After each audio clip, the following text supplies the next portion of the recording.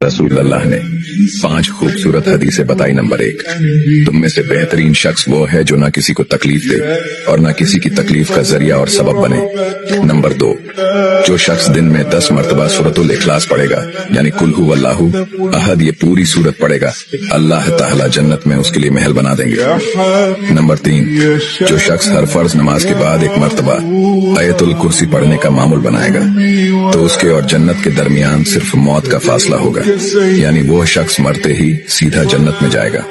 Number 5، جو شخص گھر سے نکلتے وقت یہ دعا پڑھے گا، بسم اللہ توکلت علی اللہ لا حول ولا قوت الا باللہ، تو اللہ تعالی شیطان کے شر سے اس کی حفاظت فرما دیتا ہے، اور جس کام کو وہ نکلا اللہ تعالی اس میں آسانی پیدا فرما دیتا ہے۔